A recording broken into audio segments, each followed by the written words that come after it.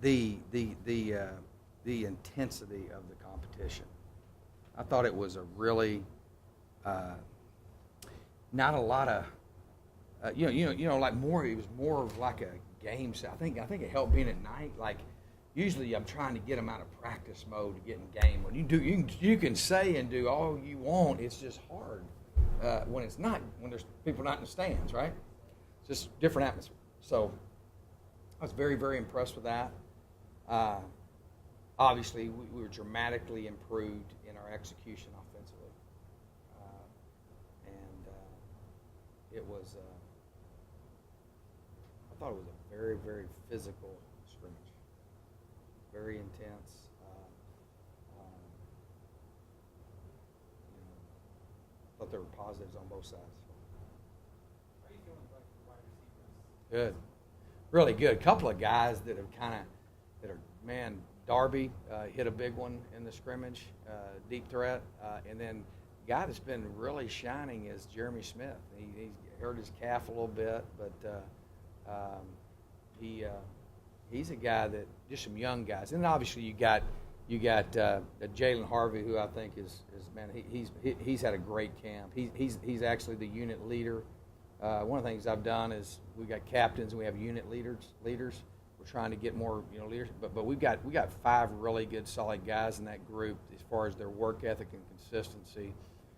Jalen being the leader, Nikhil, John Humphrey, Ryan Newsom, and then Kyle Williams. I mean, and Ryan's been really, he's done some really nice things. He had a big touchdown in the scrimmage. Trying to give Doug some things because he didn't think I gave him anything the other day.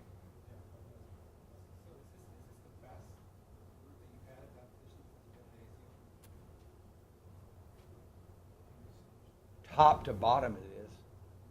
You know what I'm saying? We need to develop Nikhil so the Nikhil's at the level where Jalen Strong was, which we got improvement to do that. But we need improvement to do that. But no, top to bottom, I think it is. I think it's got the potential to be. It's kind of hard to scrimmage just because sometimes one side of the ball is better than the other. I mean, you see like in the last half will happen. In all my years of doing it, usually the first scrimmage is usually defense does better. Because there's so many usually mental mistakes in execution on offense, and then obviously the nature of what we do is difficult, but I thought the first scrimmage the defense dominated. I thought this scrimmage was much more even, and but the defense rallied up, and if not for a goal line stand, at the end of the scrimmage, I'd probably tell you the offense won. So lots of positive things, I think, on both sides of the ball. But no, I mean, yeah, you're playing each other, so ultimately something's going to be good and bad for you. But man, I just thought our guys competed their butt. I mean, it was as intense of us. I think we wanted that. We wanted to have a physical camp. We've got Tuesday and Wednesday of this week, and then we got Saturday. And then Saturday we pretty much are done with camp, and I think we've gotten a lot accomplished. So for Saturday, you try to put the offensive positions that maybe didn't do that well this past Saturday and try to have the correct scrimmage? A lot more situational stuff. We'll practice some things Friday and Saturday. Saturday will not be a full scrimmage. It'll just be a half scrimmage. And then situational practice with the rest of it, like, last play of the half, last series of the half, 4-minute offense when you got to make first down to win the game. Get all those situations. You got 7 seconds on the clock, what we call, air ball, which is throwing the ball out of bounds and making sure you run 7 seconds off like if it's fourth down.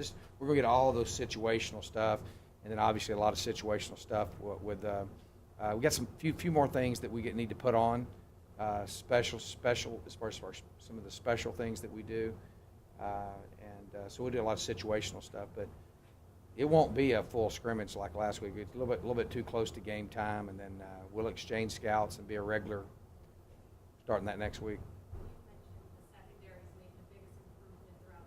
I think in camp that's what I would tell you is the secondary's made the most improvement. No, just being vertically sound, cutting off the vertical. Obviously we made some modifications and things, but I think our speed, I think we're faster. I think the guys we have are faster. I think that we're better technique-wise, and I think they're doing a better job with the generalship of downs, knowing what they're taking away. And but I think by far and away that group has been the most improved group. Before the season, you said that since Manny was a returning starter, he would have to lose the job of getting beat out. Is that gap closed between him and Blake at all, or is it still? I think it's very competitive.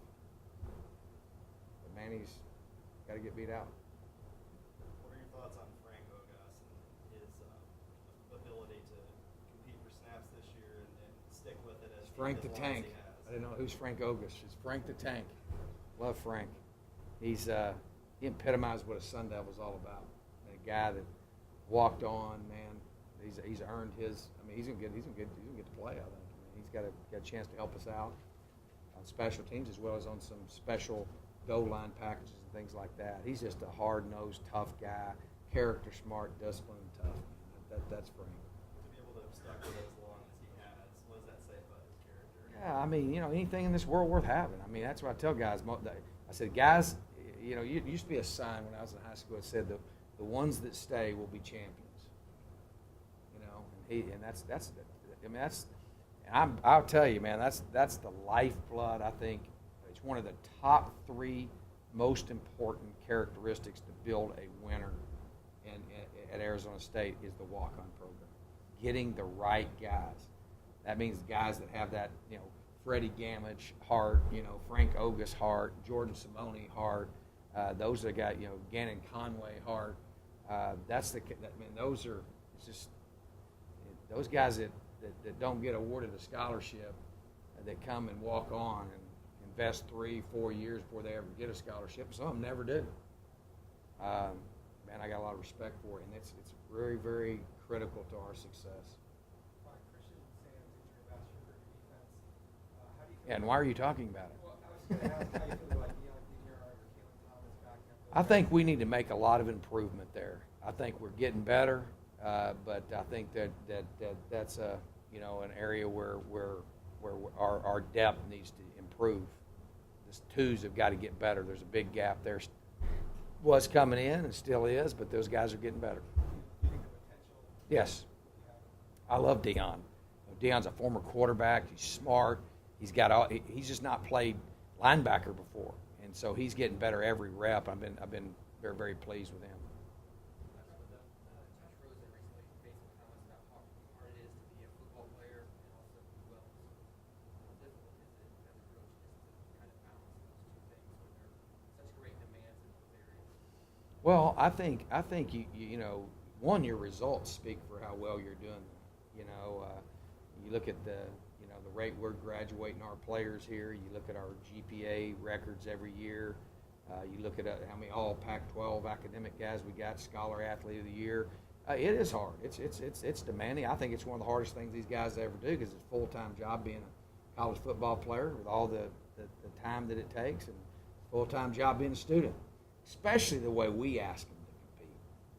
We expect them to compete in the classroom. We're not asking them to pass class. So it is a challenge, but it's also something that's very worthwhile. One of the things I'm grateful of is that, I grew up I was the first person in my family to go to college. And a football scholarship enabled me an opportunity to change a legacy in my family. And so was it hard? Yeah, but man, was it worth it?